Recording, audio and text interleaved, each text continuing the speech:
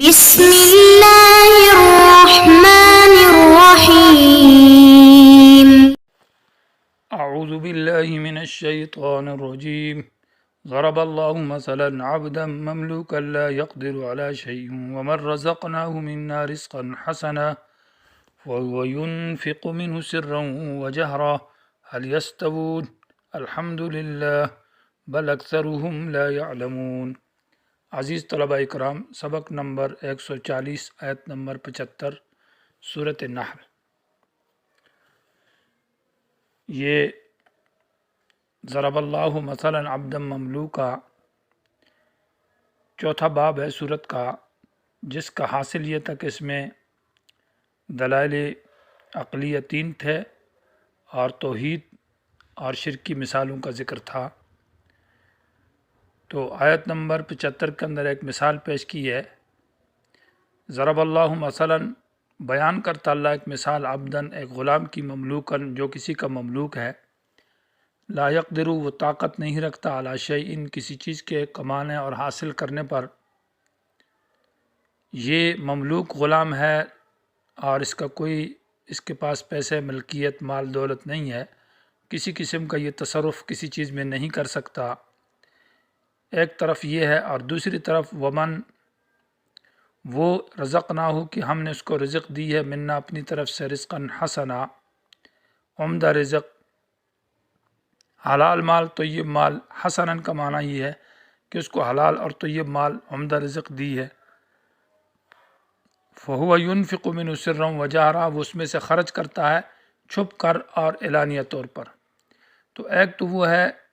جو کہ اس کے پاس مالک ہے اور حلال مال ہے، اور وہ خرچ کرتا ہے بغیر کسی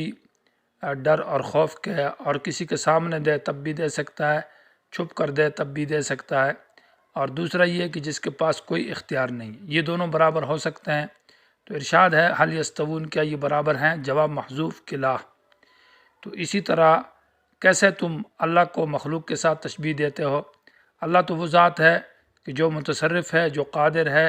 جو کسی کو دیتا ہے جب چاہتا ہے، کسی سے روکتا ہے، وہ نہ ڈرتا ہے نہ جھکتا ہے، وہ خالق کائنات ہے۔ اور وہ اولیاء، بزرگ انسان جن کو تم نے اللہ کے ساتھ شریک ٹھہرایا ہے، وہ تو مملوک ہے، ان کے پاس تو کوئی اختیار قدرت نہیں ہے، تو کیا تم نے ان کو اللہ کے ساتھ شریک ٹھہرایا ہے؟ تو یہ تمہاری شرک ٹھیک نہیں ہے۔ الحمدللہ تمام صفات خداوندی خاص اللہ کے لیے ہے۔ حمد کا معنی ہوگا کہ اللہ تعالیٰ ہی کے لیے تصرف، اختیار، قدرت، غیب دانی، مشکل کشائی خاص اللہ کے لیے ہے۔ بل اکثرہم بلکہ اکثر لوگ لا یعلمون وہ جانتے نہیں ہیں، مخلوق کو شریک بناتے ہیں خالق کے ساتھ۔ یہاں یہ سوال پیدا ہوتا ہے کہ تشبیہ تو من رزقناہ کے ساتھ صحیح نہیں ہے، وہ جس کو ہم نے روزی دی۔ تو یہ تشبیہ المرکب بالمرکب ہے، اور تشبیہ میں جمیع چیزوں میں تشبیہ مراد نہیں ہے کہ تمام امور میں تشبیہ دی جائے، بلکہ بعض امور میں تشبیہ مراد ہے۔ مجموعہ من حیث المجموعہ کی تشبیہ ہوتی ہے۔ معنی یہ ہے کہ ایک وہ جو بالکل قادر اور متصرف نہیں ہے، مملوک ہے، اور دوسری طرف سے وہ جو کہ مالک ہے اور تصرف کرتا ہے، اختیار ہے، یہ دونوں برابر نہیں ہے۔ تو اسی طرح اللہ تبارک و تعالیٰ کی ذات وہ ہے جو قادر اور متصرف ہے اور مالک ہے، اور انسان جو ہے وہ مملوک ہے، وہ کوئی کسی قسم کا تصرف نہیں کر سکتا، وہ مالک نہیں ہے، یہ دونوں برابر نہیں ہو سکتے۔ یہ مقصد ہوگا آیت کا۔ وضرب اللہ مثلا الرجلین اور اللہ نے بیان کی ہے ایک مثال دو آدمیوں کی، احدہما ان میں سے ایک ابکم وہ گونگا ہے، لا یقدر وہ قدرت نہیں رکھتا، علی شیء کسی بات کے اوپر بولنے پر، کسی سے کچھ گفتگو کر ہی نہیں سکتا، اور بلکہ وہ کل علی مولاہ اپنے آقا کے اوپر ایک بوجھ بنا ہوا۔ کل بوجھ کو کہتے ہیں، مولا مانا اپنے آقا کے اوپر، اور اس طرح بوجھ ہے کہ جب وہ مرے گا تو آقا اس کو غسل دے گا، دفنائے گا، اس کو قبر میں لے جائے گا، اس کے خرچے کا ذمہ داری سب کچھ اس آقا اور مالک کے اوپر ہے۔ تو یہ بالکل گونگا ہے اور بوجھ ہے۔ اینما یوجہ لا یاتی بخیر جس طرف بھی اس کو بھیجا جائے تو لا یاتی یہ نہیں آتا بخیر اچھائی کے ساتھ، کچھ خیر کوئی بلائی کے ساتھ واپس نہیں ہے، کوئی اچھا کام اس سے نہیں ہو سکتا۔ حل یستوی ہوا کیا برابر ہے؟ ہوا معنی یہ آدمی جو کہ گونگا ہے، جو کسی چیز پر قدرت نہیں رکھتا اور اپنے آقا کے اوپر بوجھ ہے۔ ومن اور وہ شخص یأمر بالعدل جو حکم کرتا ہے انصاف کے ساتھ، اچھی باتیں بتاتا ہے، عالم ہے اور اس کے پاس علم ہے، وہو علی صراط مستقیم، اور وہ سیدھے راستے کے اوپر ہے، یہ دونوں برابر ہو سکتے ہیں؟ معنی نہیں۔ تو اللہ تبارک و تعالیٰ تو وہ ذات ہے جو انصاف کا حکم دیتا ہے، جو توحید کی باتیں بتاتا ہے، جو جنت کا راستہ دکھاتا ہے، جو صراط مستقیم کی طرف رہنمائی کرتا ہے، اور یہ مخلوق جن کو تم نے اللہ کے ساتھ شریک ٹھہرایا ہے یہ تو اب کم ہے، گونگے ہیں،